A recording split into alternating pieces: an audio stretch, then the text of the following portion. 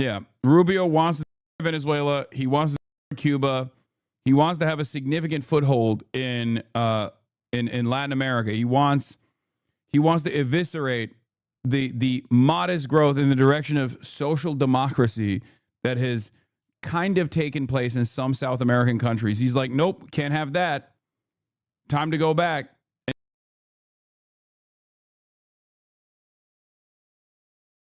So President Trump says he is not considering military strikes inside Venezuela as part of his campaign against drug traffickers. But at least one media report suggests otherwise. There's all. I like that as far as the potential war, in Venezuela, okay? Donald Trump is literally every day being like, oh, I'm going to hit Venezuela. I'm going to strike Venezuela. I'm going to do CIA covert ops in Venezuela. I love striking Venezuela. It's my favorite thing. I go to sleep thinking about hitting Venezuelan targets.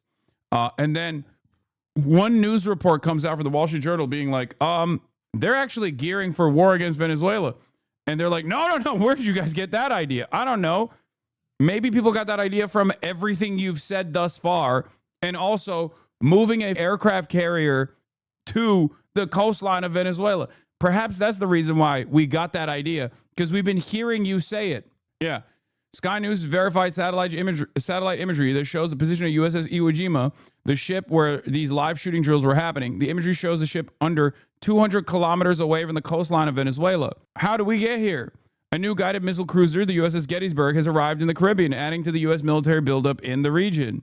After this buildup, it would be harder to back off unless something happened. They're going to have to do something unless Maduro steps down or does something dramatic enough that Trump could claim a success, former Pentagon official said to The Hill. The warships are now approximately 124 miles from Venezuela. This was yesterday. The warships are now approximately 124 miles from Venezuela's La Orchila Island, home to one of the country's key air bases and radar facilities. Their approach places them within immediate operational range for amphibious or precision strike missions, according to Newsweek yesterday.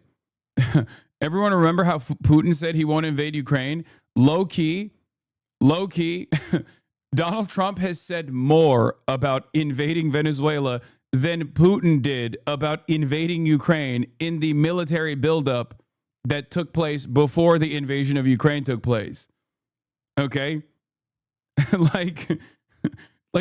It's not like, you're right. You're not wrong. Okay? That's a perfect comparison. One that I, of course, also was duped by as well, famously. Something that people never let me live down. But it's like Donald Trump is straight up saying, like, no, we're gonna strike Venezuela.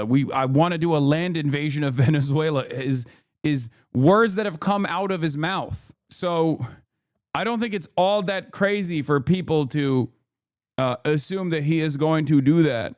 The anti-war candidate, by the way, 6-7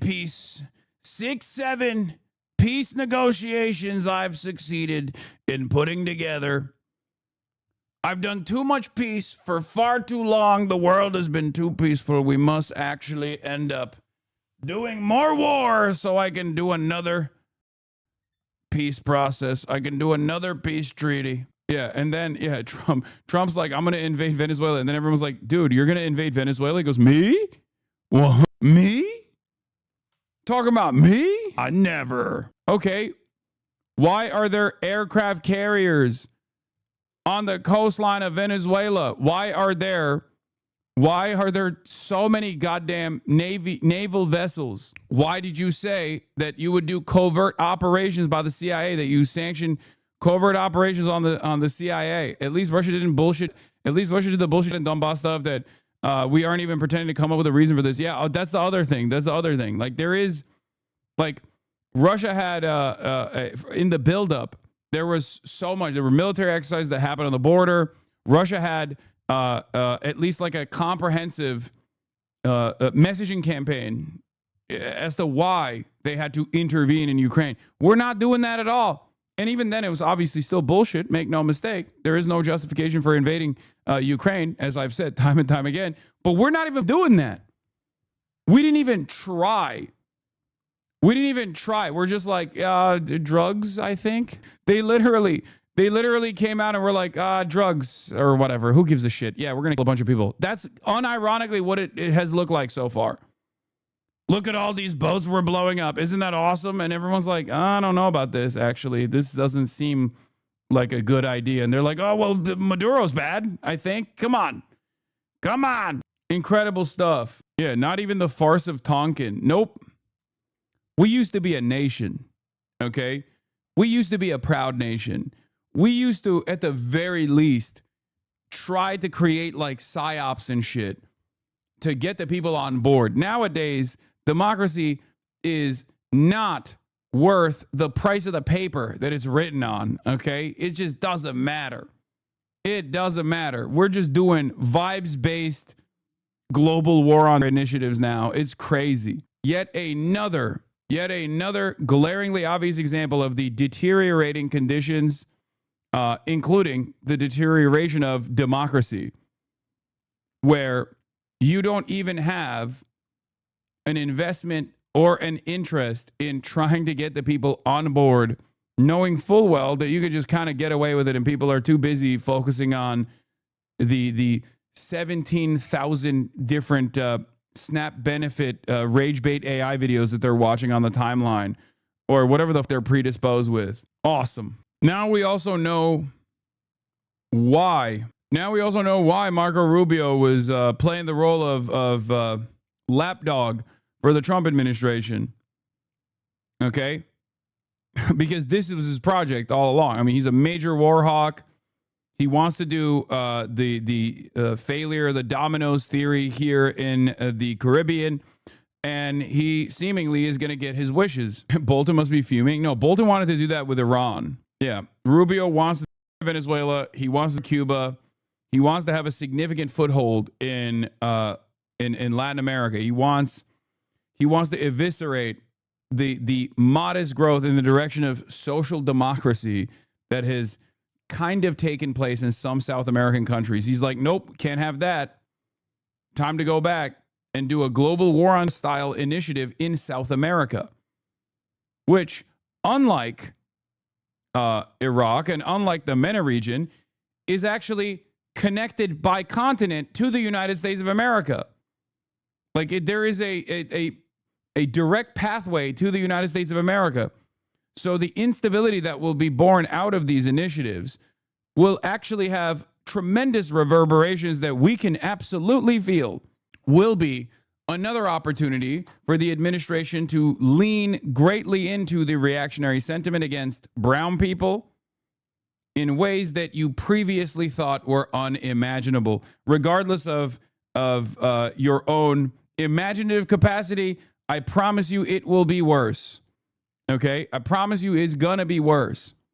Just you wait. When you got mass migration taking place because all of the fertile land has been reduced to rubble and bombed into oblivion, and you got economic refugees that are then going to their neighboring nations and destabilizing said neighboring nations, and then people are migrating from neighboring nations as well as the original nation that has been destroyed by war, and you got tens of millions of people being like, where the fuck do we go? I guess we have to walk by foot to the United States of America. And all that will await them at the border is an increasingly militarized border, concentration camps, drones, AI surveillance technology, and a robust military force, ICE specifically, and Customs and Border Patrol that is ready to start mowing down these waves of migrants that are simply trying to escape the war and instability that we caused in South America. Truly, truly evil stuff. Also a report that disputed Venezuelan leader Nicolas Maduro is pleading with U.S. adversaries for help.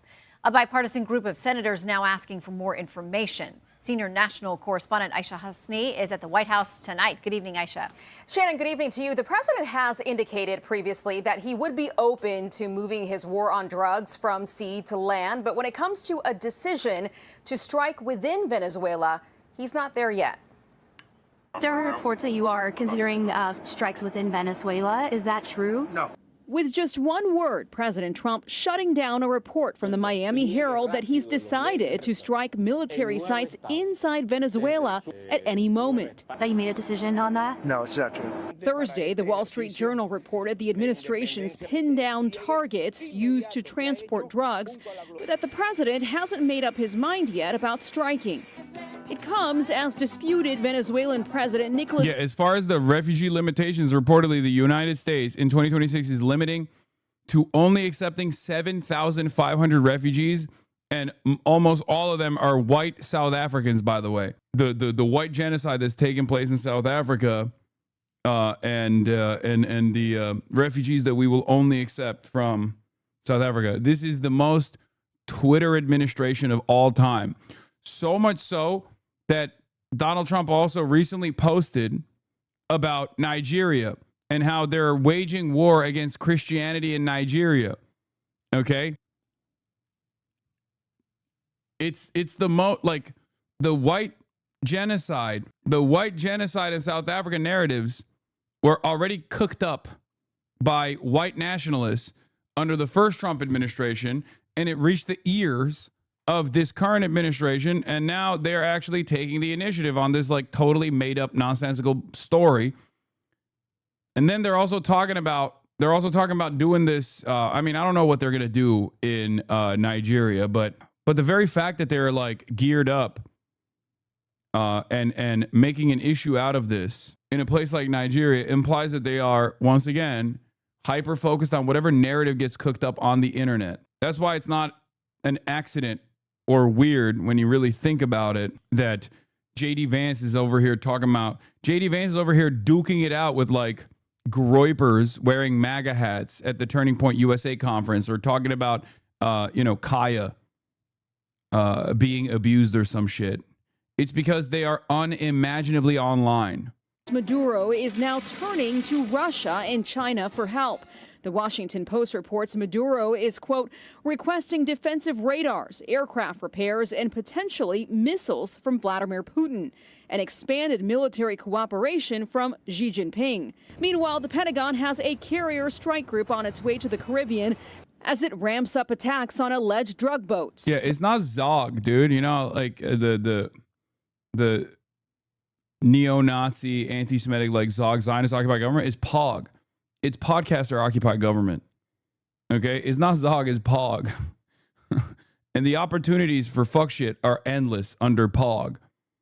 Podcaster occupied government. But bipartisan frustration is growing on Capitol Hill over whether these operations are legal. We are violating the Constitution. There is supposed to be due process. And over a lack of information from the Pentagon. Today, the top Republican and Democrat on the Senate Armed Services Committee complained they have yet to receive a response to their congressional inquiries about the legal rationale from War Secretary Pete Hegseth. More Republicans are now calling for more transparency after Senate Democrats were left out of a classified briefing the White House organized this week. Give the same briefing to every Republican, to every Democrat in the United States Senate. And Shannon, you'll want to pay attention to next week on Capitol Hill because Republican Senator Rand Paul is apparently joining forces with two Democrats, Adam Schiff and Tim Kaine, to potentially force a vote on a bill, a resolution to stop the president from unilaterally declaring war on Venezuela. Shannon? Okay, so Aisha, also a federal judge just blocked the president's efforts to tighten up voter registration. It's been an ongoing issue for this president. What do we know about? Another alarm bell was what was the military guy that just like quit? Like he resigned. The head of the U.S. military Southern Command is stepping down. Admiral Alvin Halsey is leaving less than a year into his tenure, and as Pentagon escalates attacks against boats in the Caribbean Sea. The military commander overseeing the Pentagon's escalating attacks against boats in the Caribbean Sea that the Trump administration says are smuggling drugs said on Thursday that he was stepping down. The officer, Admiral Alvin Halsey, is leaving his job as the head of the U.S. Southern Command, which oversees all operations in Central and South America, even as the Pentagon has rapidly built up 10,000 forces in the region in what it says is a major counter-drug and counterterrorism mission. It was unclear why Admiral Halsey is suddenly departing less than a year into what is typically a 3-year job and in the midst of the biggest operation in his 37-year career.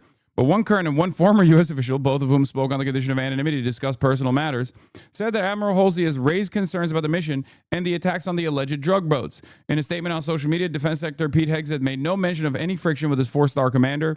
On behalf of the Department of War, said Mr. Hegseth, using the name of the department he now prefers, we extend our deepest gratitude to Admiral Alvin Halsey for his more than 37 years of distinguished service to our nation as he plans to retire at year's end. Nor did Admiral Halsey publicly voice any policy objections, urging his command's 1,200 military service members and civilians in a statement, keep charging. But the other officials of the Pentagon and on Capitol Hill said the praise masked real policy tensions concerning Venezuela that the admiral and his civilian boss were seeking to paper over. Prior to Trump, I can't think of a combatant commandeer who left his or her post early ever, said Representative Adam Smith of Washington, a senior Democrat on the House Armed Services Committee.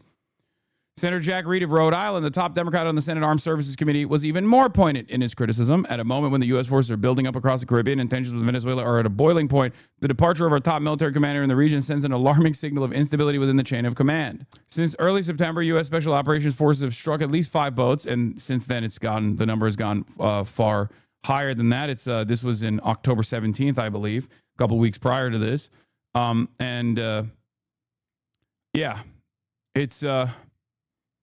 It's not a good sign when you have a career admiral who is overseeing the entirety of your fucking operations, resigns after 37 years of service right before you end up going to war, a war that he was supposed to oversee. Not great.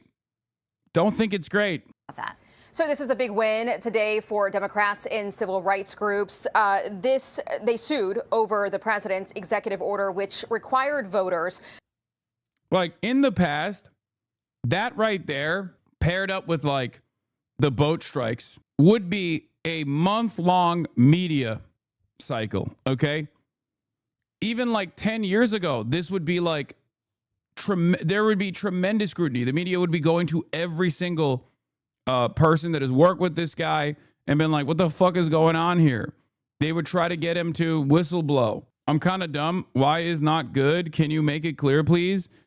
Career admirals that have spent 37 years in the fucking military don't just leave while there is tremendous buildup. Like, we're going to war with Venezuela. The guy who's supposed to oversee the Venezuelan war is not just going to fucking leave unceremoniously unless there is some major friction between what he thinks is the appropriate thing to do versus what the administration is demanding of him. Yeah, they also fired the national intelligence guy for the Fent narrative. The Trump admin also fired the director of the National Intelligence Council, who produced the intelligence assessment disproving claims about Maduro being a narco-terrorist, instructed Grinnell to halt all diplomatic talks with Venezuela.